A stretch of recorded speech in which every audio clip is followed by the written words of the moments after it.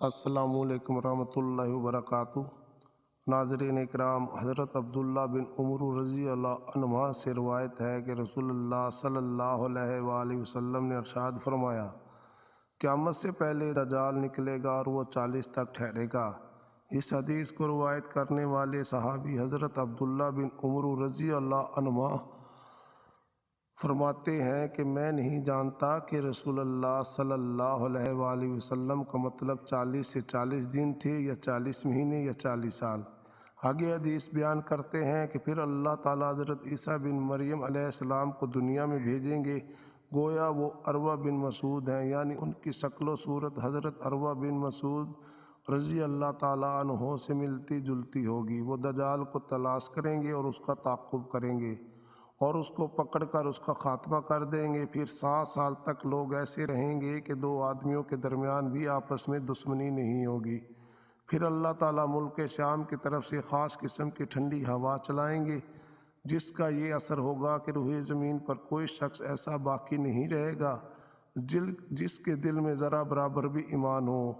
بہرحال اس ہوا سے تمام اہل ایمان ختم ہو جائیں گے، یہاں تک کہ اگر تم میں سے کوئی شخص کسی پہاڑ کے اندر بھی چلا جائے گا تو یہ ہوا وہیں پہنچ کر اس کا خاتمہ کر دے گی۔ رسول اللہ صلی اللہ علیہ وآلہ وسلم نے فرمایا کہ اس کے بعد صرف برے لوگ ہی دنیا میں رہ جائیں گے جن کے دل ایمان سے بالکل خالی ہوں گے۔ ان میں پرندوں والی تیزی اور پھرتی ہوگی، یعنی جس طرح پرندے اڑنے میں پھرتیلے ہوتے ہیں، اسی طرح یہ لوگ اپنی غلط خواہشات کے پورا کرنے میں پھرتی دکھائیں گے اور دوسروں پر ظلم و زیادتی کرنے میں درندوں والی عادات ہوں گی۔ بھلائی کو بھلا نہیں سمجھیں گے اور برائی کو برا نہ جانیں گے۔ شیطان ایک شکل بنا کر ان کے سامنے آئے گا اور ان سے کہے گا، کیا تم میرا حکم نہیں مانو گے؟ وہ کہیں گے، تم ہم کو کیا حکم دیتے ہو؟ یعنی جو تم کہو وہ ہم کریں گے۔ تو شیطان انہیں بتوں کی پرستش کا حکم دے گا اور وہ اس کی تعمیل کریں گے، اور اس وقت ان پر روزی کی فراوانی ہوگی اور ان کی زندگی بظاہر بڑی اچھی عیش و نشاط والی ہوگی۔ پھر سحور پھونکا جائے گا۔ جو کوئی اس سحور کی آواز سنے گا اس کی آواز کی دہشت اور خوف سے بے ہوش ہو جائے گا، اور اس کی وجہ سے اس کا سر جسم پر سیدھا قائم نہ رہ سکے گا، بلکہ اس کی گردن ادھر ادھر ڈھلک جائے گی۔ سب سے پہلے جو شخص سحور کی آواز سنے گا اور جس پر سب سے پہلے اس کا اثر پڑے گا وہ ایک آدمی ہوگا جو اپنے اونٹ کے ہوش کو مٹی سے درست کر رہا ہوگا، اور وہ بے ہوش اور بے جان ہو کر گر جائے گا، یعنی مر جائے گا، اور دوسرے لوگ بھی اسی طرح بے جان ہو کر گر جائیں گے۔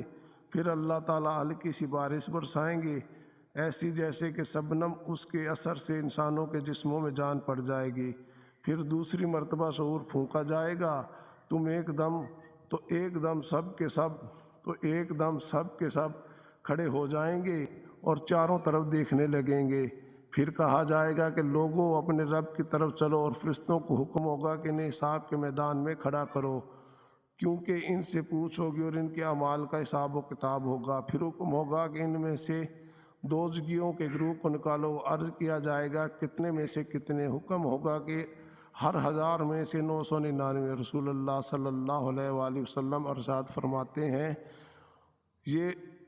ہیں کہ یہ ہوگا جو دن جو بچوں کو بوڑھا کر دے گا، یعنی اس روز کی سختی اور لمبائی کا تقاضا یہی ہوگا کہ وہ بچوں کو بوڑھا کر دے، اگرچہ حقیقت میں بچے بوڑھے نہ ہوں گے، اور یہی وہ دن ہوگا جس میں پنڈلی کھولی جائے گی، یعنی جس دن اللہ تعالیٰ خاص قسم کا ظہور فرمائیں گے۔ اور ایک روایت میں اس طرح ہے کہ جب صحابہ کرام رضی اللہ عنہما سے سنا کہ 1000 میں سے 999 جہنم میں جائیں گے تو اس بات سے وہ اتنے پریشان ہوئے کہ چہروں کے رنگ بدل گئے۔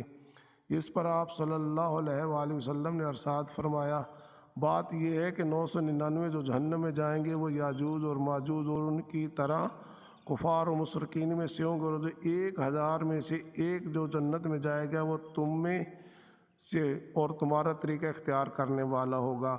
اللہ تعالیٰ ہمیں اس وقت سے اور اس دن کی سختی سے بچائے اور تمام امت محمدیہ کو ایمان پر زندگی گزارنے والا بنائے، آمین ثم آمین۔